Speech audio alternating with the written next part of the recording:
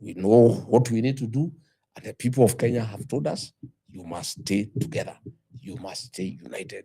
We are determined not to let the people of Kenya down. Do you understand how that brings a problem where you go on stage, you accuse Ruto of being a thief, he goes on stage and he accuses you of being a thief.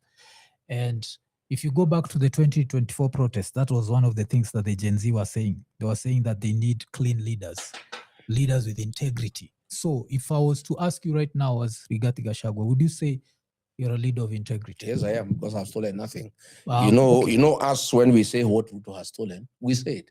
Today, in the papers, they have stolen 10 billion. Listen, wait a minute. Yes. We are saying 10 billion have been stolen from e-citizen. Yes. We are saying 50 billion shillings have been lost in SHA. Yes. We are saying Kenya Pipeline has been sold for a song. We are saying Safaricom is being sold for a song. These are real issues that we are raising. Okay. William Ruto says we are thieves. What have we stolen? Okay, let's go step by step.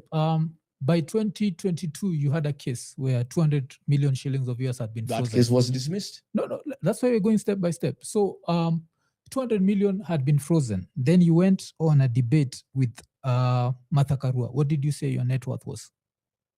I don't think I want to get into that, because. But you understand? No, I'm just saying. I don't think it is right. I don't think it is right. If I don't ask, I don't think it is right to talk about a case that was dismissed in court. No. Can you let me? Nowadays, I think Gen Z says, "Let me land." So I want you to let me land. This is what I mean. My audience will, and I guess even her audience will demand that we ask this, because it's about integrity. So the court case is happening. You're worth, you go and you debate Martha Karua. Do you remember what you said your net worth was? I can't remember. You said 800 million. Yes. And 200 million had been taken. So we guessed that by that time you had 600 million. Yes. But then around the same time, you had a court case Yes. about a land next to JKIA. Yes. And you never mentioned that land. Yes. You understand? If I'm talking about my net worth and I have a case in court, if I mention the 200,000 shillings that's being held, I'll also mention the 1.5 billion piece of land. I can't say nikiwa, like the way we speak in Sheng, I can't say niko na thao mbili na saa hiyo kuna mtu. Well, the only difference. Na thao yangu 10. You understand? So with that, the only difference. So let me correct you. It means you're worth 2.3 billion. Let me correct you. There's a very big difference between what I own as a person and what is owned by companies. That is owned by property. A limited liability company is a person on his own. That land is owned by a company. It's not my land. It's owned by a company. A company is a body corporate. So I talked about what I own as a person. Yeah, finished.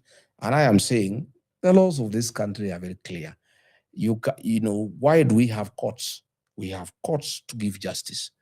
If somebody is accused of something and the court clears him, you cannot come 2 down, 3 down the other line to ask me about it. No, I'm not even asking that. What I'm asking is, okay, if it's owned by a company, you have to be owning a part of the shares in that company. When the law, you see the law of public disclosure of your wealth, you declare what you own as Rigathi Gachagua. This farm here called Karandi, this Omanyor here.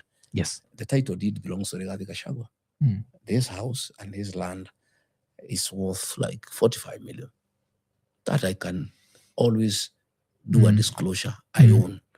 My Nairobi house, it's 150 million, is my land. Yes.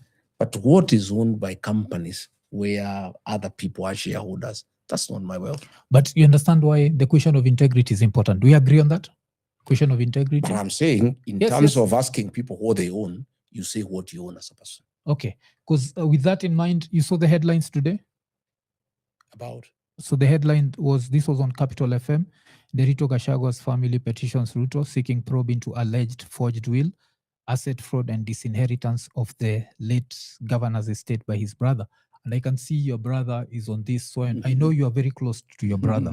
But now there's this rumor that's going around and it stayed there. It stayed since your impeachment. And the story is you disinherited your brother's family. So that's number one. None of your brother's family has ever come out to defend you. So it makes a very interesting situation. That's why, like last week when Ruto was talking about you, and then he talked about Eugene Wamalwa also disinheriting his brother's family, it brings up the question of integrity. You understand? Where if your brother can't trust you with his property and his family, how can we as Kenya trust you with our property? That's why I was telling you the question of integrity. Everything is interconnected. Yes? My brother, we are in politics. And in politics, opponents say everything they want to say against their competitors. William Ruto is my competitor. William Ruto is not the patron of the Gachagua family. He's the president of the Republic of Kenya. He's supposed to look after public assets. 10 billion shillings have been stolen